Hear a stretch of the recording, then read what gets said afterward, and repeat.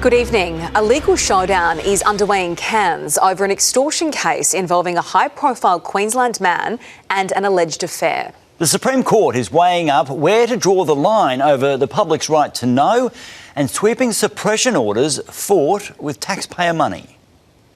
An extortion case shrouded in secrecy that's become one of Queensland's biggest legal battles and water cooler topics. This is the worst kept secret. The case centres on a man who allegedly attempted to extort his former partner during a property settlement after discovering evidence of an alleged affair she'd had with the high-profile man years earlier. That man is accused of threatening to expose that alleged relationship between them, contacting the high-profile man, his wife and workplace, unless the woman accepted a financial settlement of $15,000 less.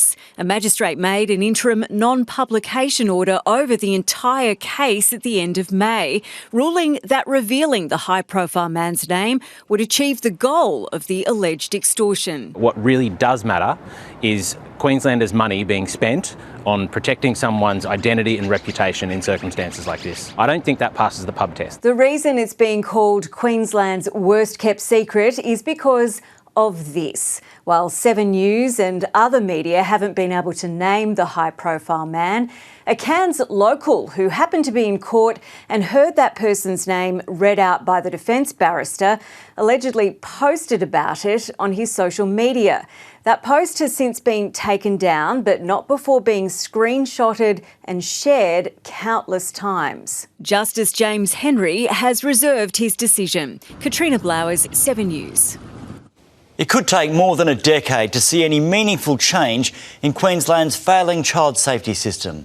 Leading advocates say the government's response to an inquiry is promising, but it lacks detail. The minister responsible last night came under fire for inaction in another portfolio.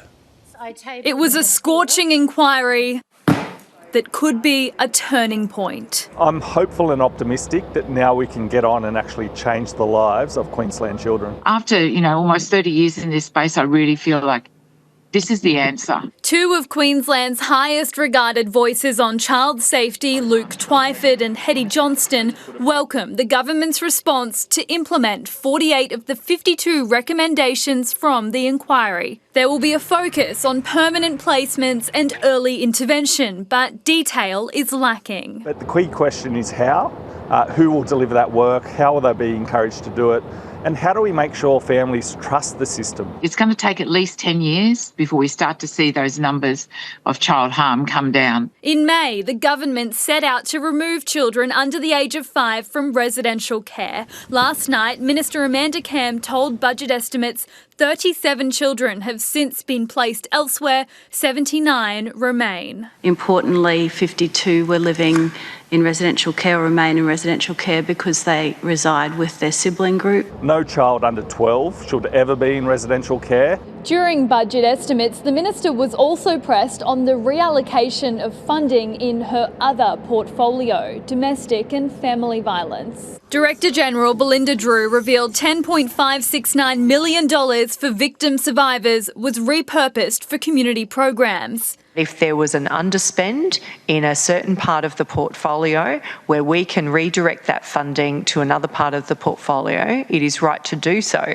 2 weeks ago, the Premier told media Cam would also provide an update during estimates on how many recommendations made by a separate women's safety task force had been completed. Instead, no exact numbers were provided. Victim survivors, especially those who made a submission to the Women's Safety Justice Task Force, deserve answers. There weren't many last night. Jade Richards, 7 News.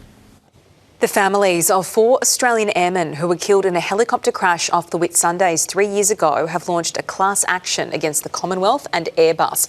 Captain Daniel Lyon, Lieutenant Max Nugent, Warrant Officer Joseph Laycock and Corporal Alexander Nags died in 2023 when their MH90 Taipan helicopter crashed during exercise Talisman Sabre. Just last Sunday, their families were in Airlie Beach for the unveiling of a permanent memorial to honour the men.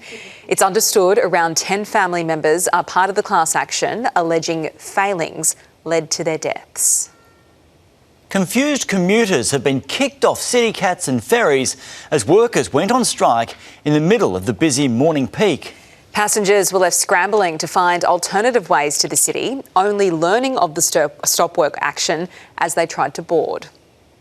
Peak hour on the Brisbane River, packed ferries pull up, passengers told to get off whether they'd reached their destination or not. It was announced boarding the vessel and also announced when we were on the vessel. As they got off, Grant Hanrick tried to get on for work, but it was 8 a.m. and the strike had started. Trying to go to Milton and literally just found out 10 seconds ago. From the suburbs to the city, 23 ferries stopped. Workers walked off, wanting better pay, conditions and work-life balance. The industrial action after 9 months of bargaining. From the Maritime Union, River City Ferries won't even match the Fair Work Commission's own 4.75% annual wage review increase or keep pace with inflation. Locals left scurrying. I'll be late and I'll have to walk back home and get the car. Tourists swapped 50-cent fares for Ubers. Despite signs and online updates, many had no idea until no ferry turned up. Oh, the ferry's not working today. The normally busy Brown Snake empty until 10 a.m. Morning. Back in action, a lineup waiting. Despite today's inconvenience, commuters could see ferries parked along the river again. The union saying strikes will continue until a fair deal is floated. River City Ferries says our marine crew are paid well above the relevant award, and we believe our proposed wage increase is fair and reasonable. We remain committed to bargaining in good faith. We are willing to take as much protected action as is required. And rock the boat. Mel Whiteman, 7 News. 3 people are facing charges over an armed break-in at Kenmore. Officers ran through yards and jumped fences as they arrested the trio early this morning. One suspect was bitten by a police dog. A replica gun, a baseball bat and a car were all seized as evidence. In Brisbane, in a quiet little suburban street, think that there's people trying to break in with a gun. That's a bit horrifying. 2 people are still on the run. No one was inside the home at the time. A key witness in the CFMEU Commission of Inquiry has declared he won't return. Jeffrey Watson SC has spent almost a week defending his explosive report into the union. He had been grilled by lawyers representing the CFMEU. I'm not coming back. You realise I come here voluntarily. Every time I come, it costs me money, and this is the 6th day I've spent in the witness box. Hearings are expected to resume in a fortnight.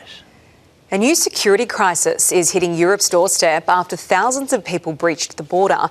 It was chaos as large crowds crossed from Morocco into the Spanish city of Ceuta in North Africa. 18 people died and Spain has sent in the military. At the border between Africa and Europe, this is what happens when thousands of people decide to simply swim around the fence. Some entire families making the journey, too many for border guards to keep back, and as order broke down, they busted through border control gates too. Officials overwhelmed. Thousands crossing into Spanish territory and hitting the streets of the city of Ceuta. Viva Spain, they cry. Ceuta, a corner of the European Union, part of Spain since 1580, surrounded by Morocco.